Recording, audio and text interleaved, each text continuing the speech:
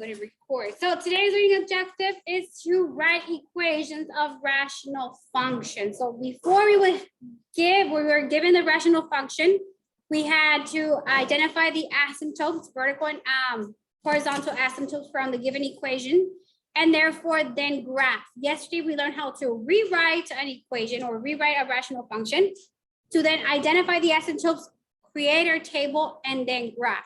Today, we're going to be given a graph. We're going to go ahead and write the equation. So we're going to go backwards. Like I told you in math, we like to go forward and we like to go backwards a lot. So it's just a pattern that we just usually do. So we're still on the topic of rational functions. We are going to have an equation that contains one or more rational expressions in it. And we have our horizontal asymptotes and vertical asymptotes that we can go ahead and identify from our function. And we already have the definitions for our beautiful asymptotes. We have vertical, horizontal, and we're going to soon see diagonal. Not today, but we're going to soon. So our question for today is, how can we write the equation of a rational function? Not complex, just rational. Let me go ahead and remove that. There you go. So for step number one, we're going to go ahead and write this down in your notes. Write the general transformation rule for the rational function. We're going to have two types. The first one is going to have our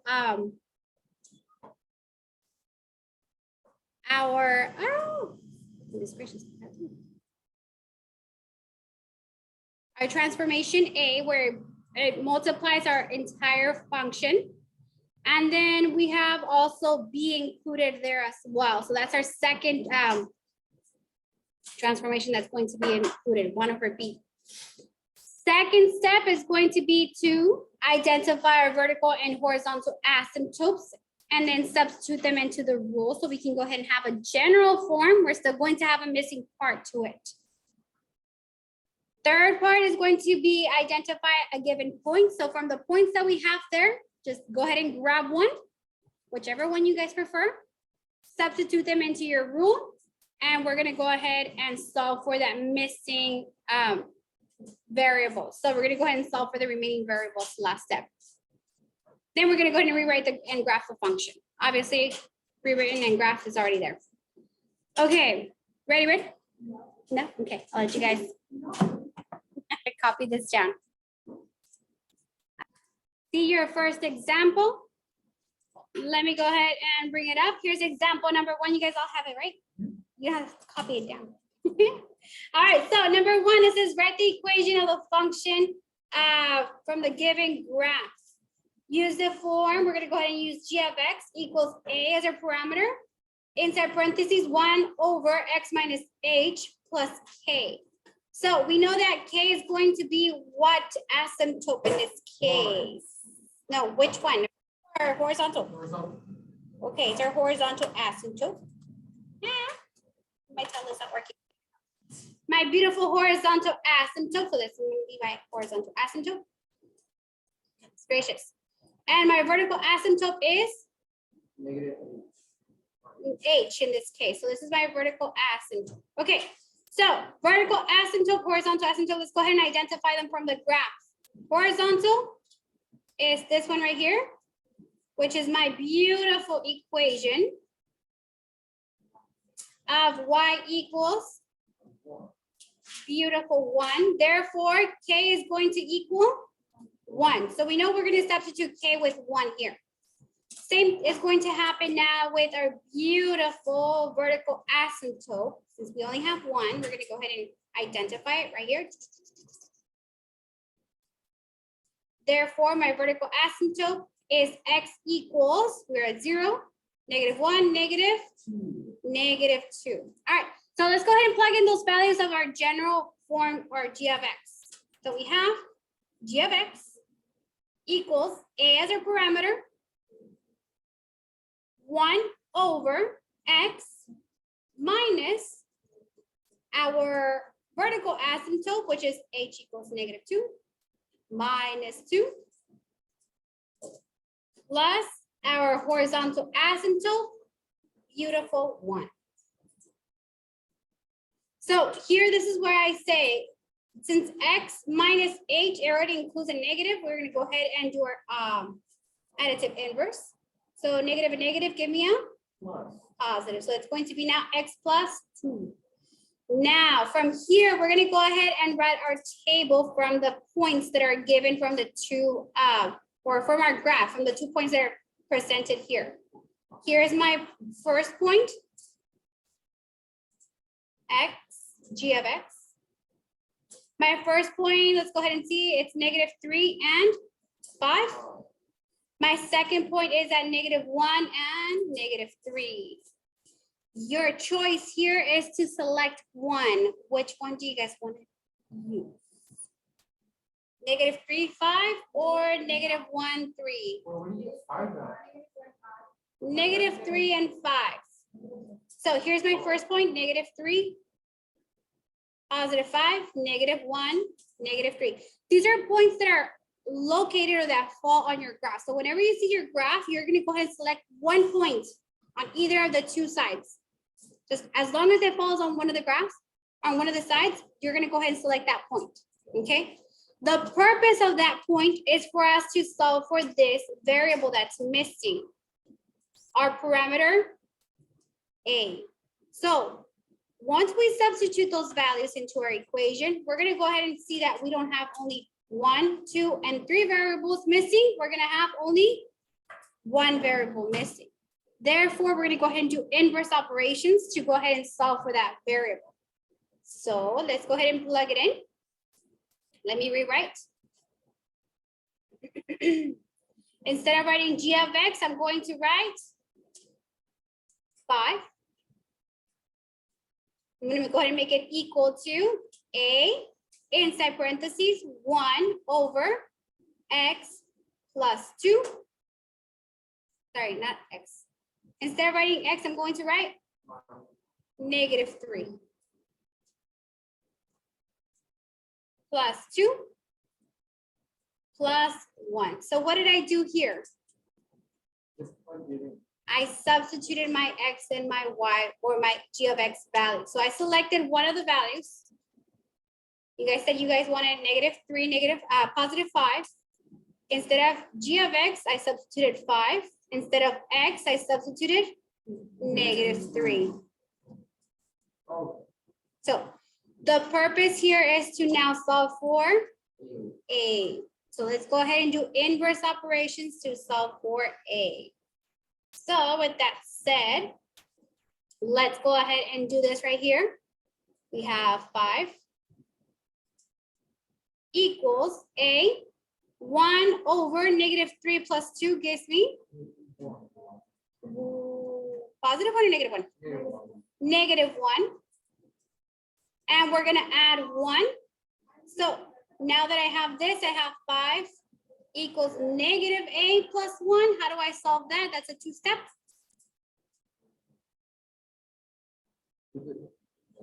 It's a 2-step equation, guys. What do I do? Subtract 1 on both sides. This gives me 0. So I'm left with -a equals +4.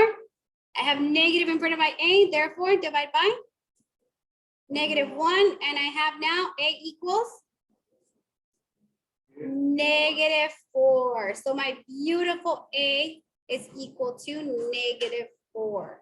So my general form of what could be the equation of this beautiful rational function is g of x equals, instead of writing a, I'm going to write -4, 1 over x plus 2 plus 1. And there you go. You have your general form. Not too bad, huh? Not too bad. So what's my first step? Identifying which general form. Is it going to be this one or our other function that has a b parameter?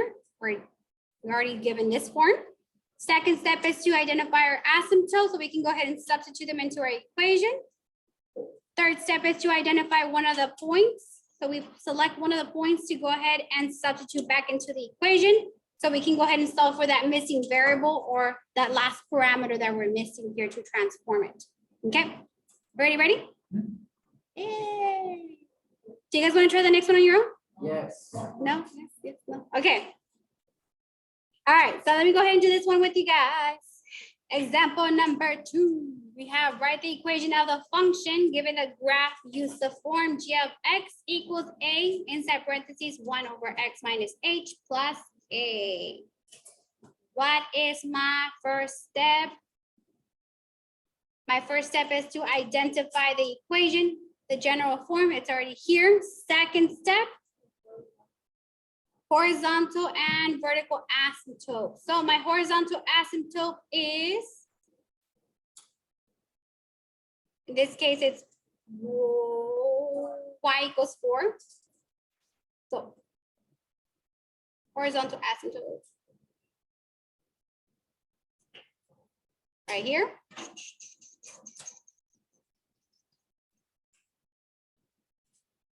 Y equals 4. Therefore, my k is going to equal 4. Now my vertical asymptote is 3. All right here. That is x equals 3. Therefore, my h is going to equal 3. Now let's go ahead and plug them in into our beautiful g of x. So g of x equals our parameter a inside parentheses 1 over x minus 3. Let me write it in blue so you guys can see it. Plus beautiful k, which is 4. All right. Now we pick one of the dots. Pick one of the points. No. I already did it. I already, what do we do? I already did it.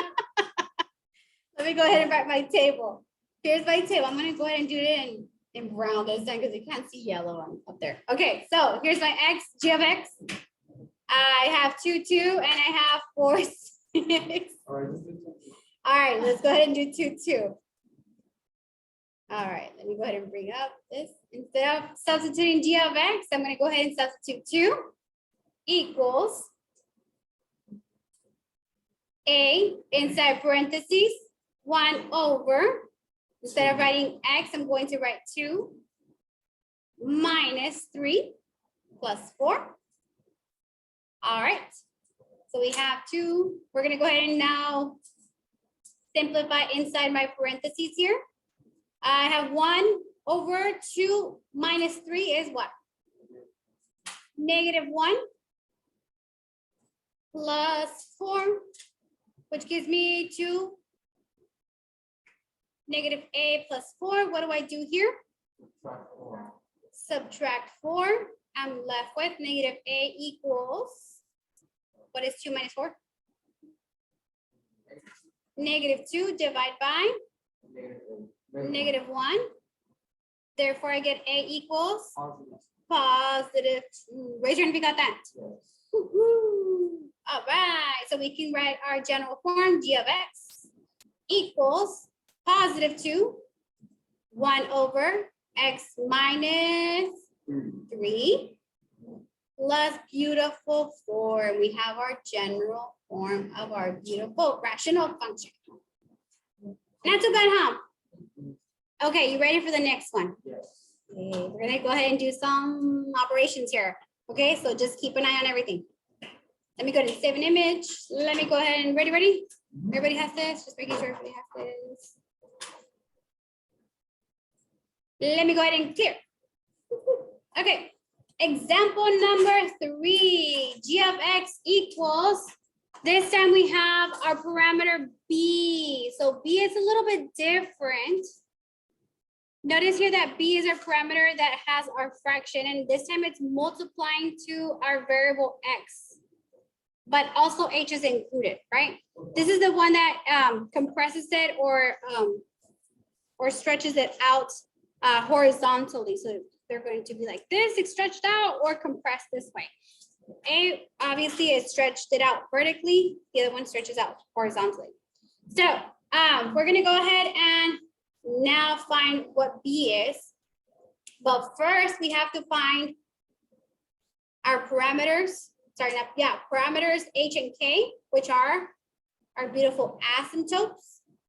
So what is my horizontal asymptote in this case? K equals beautiful -1. All right, so here it is.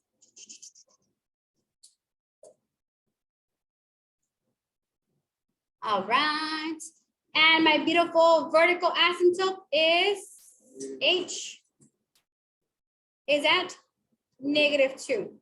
So here it is. -3, sorry. I'm going along with it, you guys say. All right, -3. So let's go ahead and plug them in. G of X equals 1/(1/B) X minus -3. Let me go ahead and write it in blue so you guys can see it.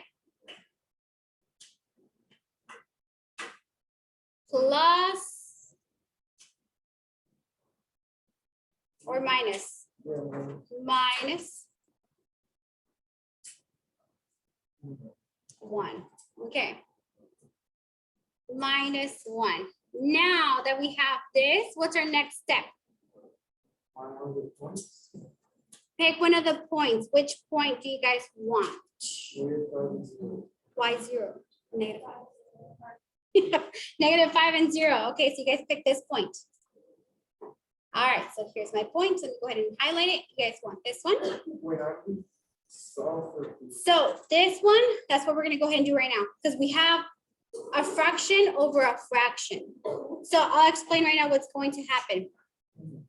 Okay. So go ahead. Okay. All right. So let me go ahead and write down what my values are. They're in green. I have X and G of X, and we selected -5 and 0. So I'm going to go ahead and substitute 0 equals 1/(1/B) inside parentheses -5 plus 3. That is correct. -1. All right, so let's go ahead and simplify inside parentheses. Let's take it step by step. You guys ready? Yes. Okay, so -5 plus 3 gives me -2. So I'm going to go ahead and write it out again. 0 equals 1/(1/B) -2 minus 1. Now that I have this, I need to multiply my denominator first, right? That's the first thing that I'm going to go ahead and do. So I'm going to, instead of writing 1/B, I'm going to write -2/B. So let me go ahead and rewrite it. -2/B. We have one fraction under another fraction. Let me go ahead and rewrite it one more time. Let me make some space since we don't have space.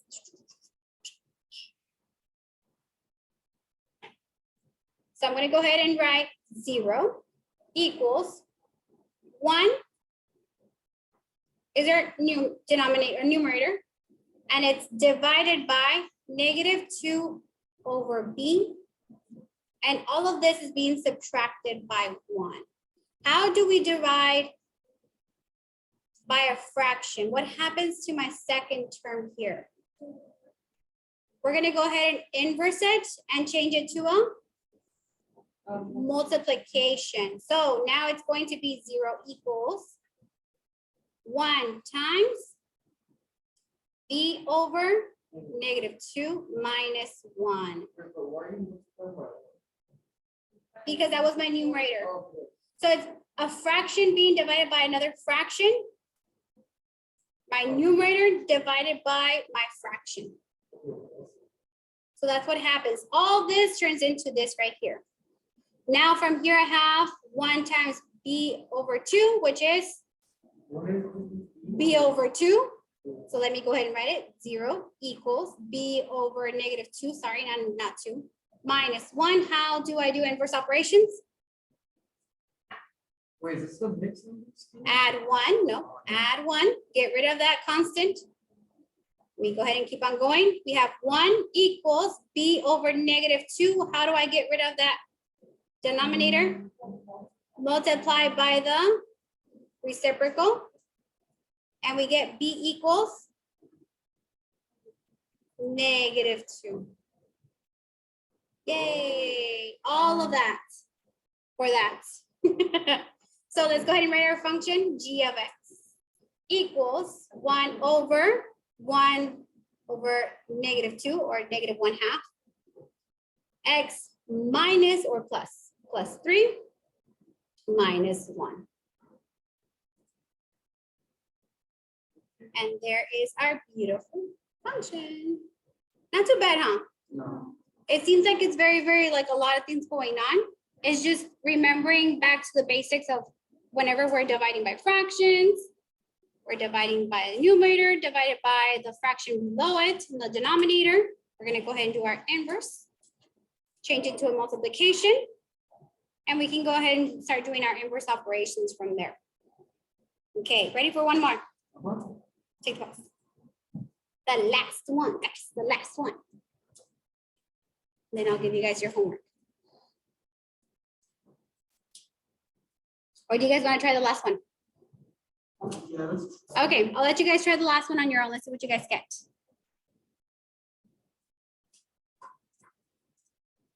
Here it is. Perfect. Awesome. Okay, so here's example number 4, guys. This is the one that you guys were trying on your own.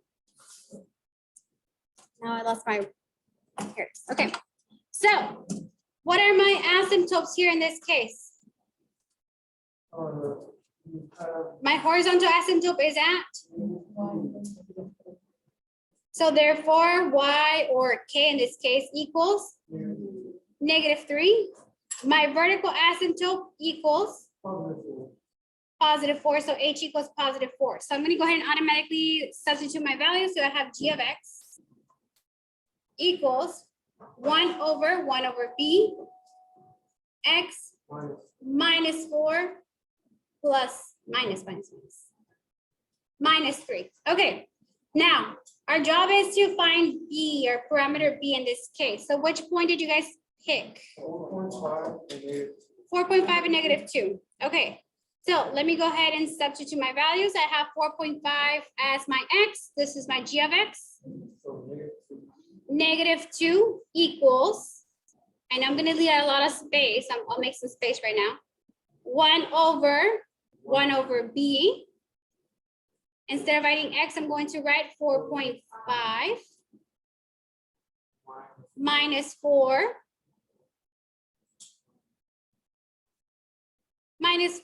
and outside -3. Okay, so let's go ahead and simplify this inside first.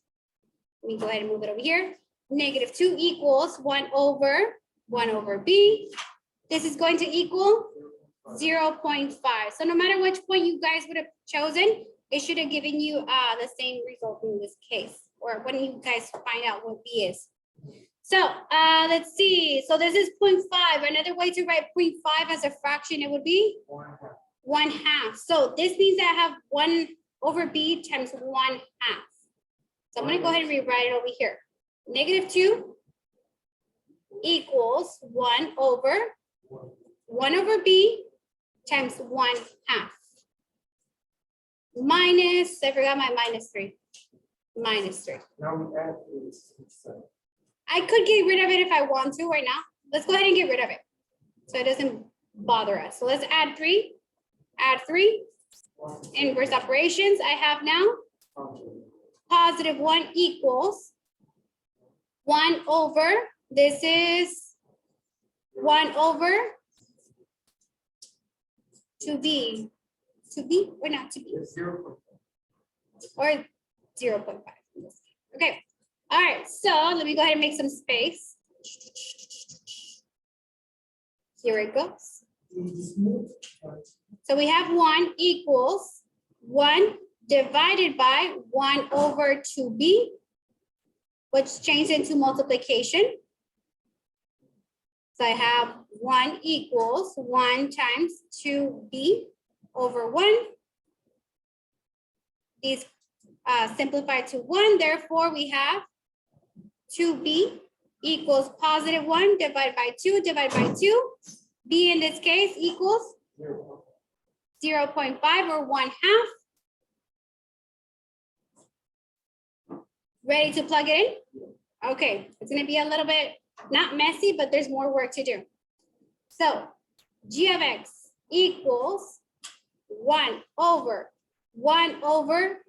b is 1/2. So 1/2. X minus 4 minus 3. Now we still have an ugly fraction here. Fraction divided by another fraction. So we're gonna go ahead and multiply and do some side work. We have 1 divided by 1/2, which equals 1 times 2, which is 2. So this will be now 2. So more space in this case.